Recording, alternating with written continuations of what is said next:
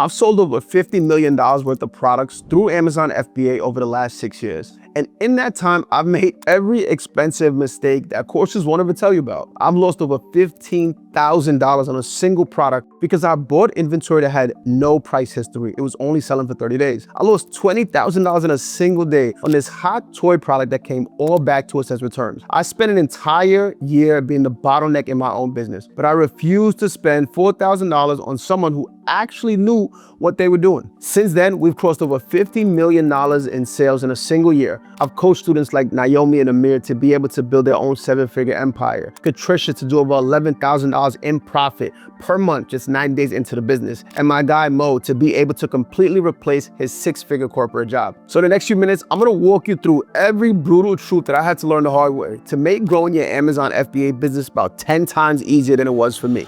In my first year on Amazon, we did over $860,000 in sales. But along that path, we made every mistake possible that you could make. The one that still stings to this day is this damn cheese dip, this tortilla cheese dip. We had no idea what a variation listing was. The fact that when a product has different flavors or sizes, the data on Amazon splits between them. So the sales numbers we were looking at weren't even for the right product. We bought over $5,000 worth of these cheese dips and barely were able to sell any of it. It only accounted for 1% of the total sales. We ended up having to seriously sit there and eat cheese dip in our office for months because we couldn't get rid of it and selling the rest of it on eBay just to clear the shelf.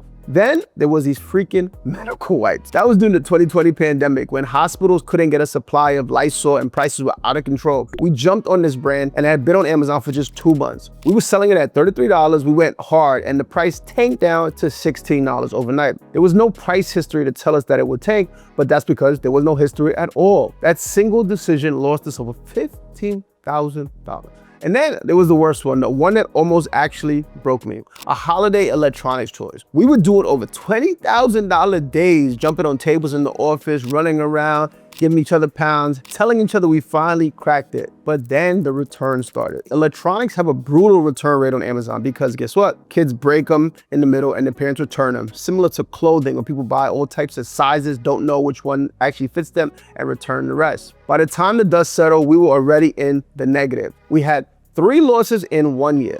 Cheese dips, wipes, and electronics. We probably made something to the tune of $35,000 to $40,000 in mistakes that first year that a coach with 1 hour of my time could have stopped me before it ever happened. And that whole time, my partners and I were too proud to spend $4,000 on a course and mentorship. We kept saying, everything's online, we could figure it out, we don't have to pay anyone. The electronics loss was the one that finally cracked our ego because I realized if a $20,000 day can flip into a loss that fast, the gap between what I knew and what I needed to know was bigger than the cost of a course. So we paid $4,000. And the next year, thankfully, we were able to do $3.3 million. The year after that, we went straight to $8.9 million, then $10.3 million, then $12.1. And then as of last year, we did 15, and the goal this year, transparently, 20 mil. Now, over the past 6 years, I've invested over $396,000 into mentorship and education. And even one of my mentorships back about 2 years ago cost me $100,000 flat out for a 12-month program. That one decision, even though it sounded like a lot of the time and honestly scared me, generated us something to the tune of $1.3 million in that year, a 13x return. The point is that if something is genuinely valuable, the cost is irrelevant to me. Most new sellers get this backwards, the way we did, and lose money. But here's the thing, once we actually started making money, the next problem showed up immediately. I was now the bottleneck. At that time, I was still working my W-2 job, anywhere from 60 to 90 hours per week over there in Queens, New York. But after work, what was happening is I would drive to Brooklyn from Queens. Then I would handle business with my partners. Then I would drive all the way from Long Island to spend time at the warehouse on weekend and spend the entire weekend working on the Amazon business. And the business, like I said, was making money. So part of me thought I was actually winning. I was seeing more money than I ever had in my entire life. What was actually happening is I had built myself a second part-time job that was worse than the first one because if I stopped, the business stopped. Every decision waited for me. Every problem waited for me. I was telling myself, man, I own a business. But actually, I was in what we consider a hostage situation. The shift started when I actually started building real systems. SOPs for sourcing, reaching out to brands, for reaching out to suppliers, for running the entire business, for the Amazon side of things. I followed that up by building a team that can actually run the day-to-day operations without me touching it. Once that was in place, my time in the business dropped from 10 hours a week to 4 to 8 hours per week, but the revenue kept going up. Most sellers think that more hours equal more money. In Amazon FBA, past a certain point, more hours from you is the thing that is capping you, because you cannot be in 3 places at one time. You can't talk to 400 brands a week. You can't manage every single brand relationship, plus the inventory, plus the customer service, and the list is all at the same time. The business has to be able to run while you are asleep or on vacation or at the gym or whatever. Or you don't have a business, you just have another job. The other shift was quitting the search for the next big thing, the next hot product. In the early days, this is what we do. We were always chasing, man, what's gonna make us a lot of money next month, next week, next 2 months. Revenue, some months was up to $200,000 per month that first year. Then it would go to 80,000, then 50,000, then 160,000, then 30,000. Wild swings, because we kept looking for the next deal like it was the next hit that will carry us into the next year. The moment we built a system around consistent base hits, not home runs, and brand direct deals that paid us every single month on clockwork, the revenue smoothed out and everything started compounding. The business got simpler and bigger at the same time. Now, quick thing before we keep going. Everything I'm walking you through here is what our entire program is built around.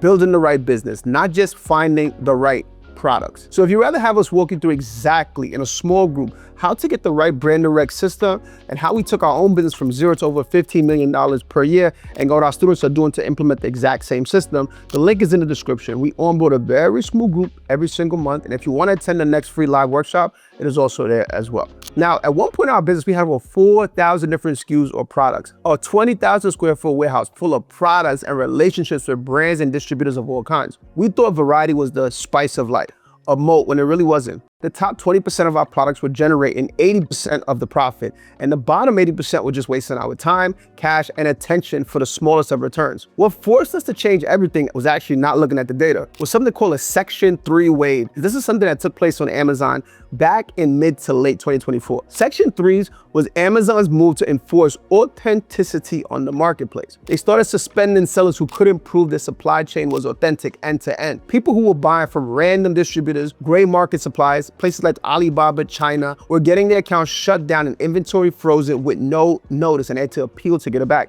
A lot of sellers ran from the marketplace because they thought Amazon didn't want third-party sellers anymore. That was not what's happening. 55% of Amazon's $1.7 billion that they do every single day still comes from, guess what? Independent third-party sellers. They were not killing the model. They were filtering out the bad actors. We saw this coming because we were already moving in that direction, but Section 3 made it a non-negotiable to move the entire business that way. We slimmed down our product list to the top 20% of products and went all in on, guess what? Brand direct, directly to a source that Amazon knows is authentic. What does that mean? Going directly to the actual brand rather than going to a random distributor or a middleman and getting authorized reseller agreements, clean paperwork, better margin. And when Amazon comes knocking and asking for proof of authenticity, you have an invoice from that actual brand, not a Joe Schmo receipt. A real eye-opener for me was actually a brand we had since back in 2020. It is a grocery brand that does about $50 million a year off Amazon, actually. We got the relationship from a single phone call and a presentation we did back in 2020. And we've been running it pretty lazy, to be exact, for years and just letting it kind of bring in income. However, once we actually started improving their listings and doing the work that actually drives revenue for them, that single relationship went up from 20 to 30,000 to now closer to $50,000 per month in profit. Same brand, same paperwork, same relationship. We just stopped being as passive around it. And recently, we took about 10 phone calls with the brand that initially told us no, and we eventually got them to say, yeah, let's give us something called an exclusive deal. Now, what that means is they're one-of-one seller taking up the entire revenue. That single deal is $300,000 per month. That's $3.6 million per year over the next 12 months. And it's gonna bring us in something to the tune of $1.6 to $1.8 million in profit. This is what most sellers miss. You don't need 4,000 different SKUs in your store to build an 8-figure business. You just need a handful of brand direct relationships that pay you every single month on repeat, and a system that keeps the pipeline full so you can add one more every time you have extra capital. That's it, that's the whole game, but here's the trick that no one understands. Same thing what we did with that other brand where you improve their listings and add value, you drive more sales for them. So all of a sudden, you stop becoming one of the like 4 or 5 sellers and you become one of one. And guess what? As that brand is making more money, so are you. Now, when Section 3 started hitting back in 2024, sellers who weren't in the community got hit the hardest because the only signal they had was things like Reddit, TikTok, random YouTube comments, and panic threats from people who were just getting suspended, who had no clue what to do. The story they were hearing is that Amazon FBA is dead. Get out. The marketplace is over. We were paying $50,000 a year to be inside of a community, direct access to people that do over $70 million per year, operators who are running the business at the same scale that we are. So when Section 3 hit, instead of seeing it on Reddit, call with people who don't know anything, we were talking to people who already knew what was happening in real time. Within days, we had a working SOP for the new documentation requirements, and within weeks, we helped people who had their accounts suspended get them right back reopened. We came out making the same money, even more, with fewer relationships. Every single year, our business has grown because guess what? The marketplace continues to grow. What you need to realize is that a community is not just a luxury. It acts more like a sensor. You will never be first to know about a major shift in Amazon or any e-commerce space if the only inputs you have are public people who really don't make any money in the business. The shift will hit your account before it hits Reddit. By the time the panic threats are showing up, you're already 6 weeks behind on the response. The $50,000 a year that we pay to sit in a room is one of my smallest line items in my business, and it helps me because it has the highest leverage. Because every single lesson on this list came faster because who was already in the room with me. This is the part that most FBA content skips. The people who are quietly running the biggest accounts on Amazon are always in the room together. You don't see them from the outside because they don't need to be there. The side hustle Amazon FBA mentality is that every Amazon FBA YouTube channel and TikTok sells the dream. Find the product, throw it on Amazon, passive income, side hustle, freedom. That's not what this business is anymore. And that mentality is completely dead. When I started back in 2020, you could walk into a Walmart on a Saturday, scan some barcodes for an hour, find products selling for double on Amazon, and flip them. That used to work, but it doesn't anymore. Retail arbitrage and online arbitrage as a primary model is completely over. The platform is way too sophisticated. The policies are too tight, and the brand themselves are paying attention now because 40% of all sales take place where? On Amazon. What's still true is you can still run an Amazon FBA business in 8 to 10 hours a week though. But those have to be 8 to 10 dedicated hours. It can't be 8 hours just scrolling online, testing stuff, doing stuff, watching Netflix, or staring at product research tool. You need to have a real outreach strategy, real conversation, and real follow-ups with brands. For example, in our own business, we set about 400 brand direct outreaches per week. We close on average 8 profitable deals per week with that volume. The whole outreach motion is in motion within 3 hours. The reason most people fail is this model is because they only reach out to like 3 to 5 brands, hear nothing in the side, it doesn't work. 2 students that can prove this the best are Mo and Katricia, who both came to me when they were kind of stuck doing retail and online arbitrage, after they had spent months not making money. In Katricia's case in particular, it was actually over a year. Both of them said the exact same thing when I joined. I know this works, I'm doing the wrong thing. They both switched to the brand direct model, treated it like a real business, put in dedicated hours, and eventually Mo was able to leave his 6-figure corporate job in about 6 months and literally just helped us close that $300,000 per month deal. He's gonna get a piece of that pie. Katricia, on the other hand, her goal was to hit about 10, 11K a month, and she was able to hit that in profit in her 3rd month in business and stayed there because she just wanted security outside of her job. The point of this video is to show you that the model isn't broken. Guess what is? The mindset. If you treat Amazon FBA like a side hustle, you will transparently get side hustle results. But if you treat it like a small business that happens to sell on Amazon, you can build something that compounds. That's exactly what courses don't tell you out loud, because telling you it's a real business with hours of real systems and work doesn't sound as good as a sales video saying, click this product, get rich on autopilot. But that's the part that $50 million in actual sales volume over the past 6 years actually taught me. Now, one last thing, listen to just one half of the picture. The other half is what's actually changing in the FBA market right now. So click the video here because I walk through all the new rules on Amazon FBA in 2026, what's no longer working, and exactly what you need to do instead if you want to build a successful and scalable business this year. I'll see you there. You won't regret it.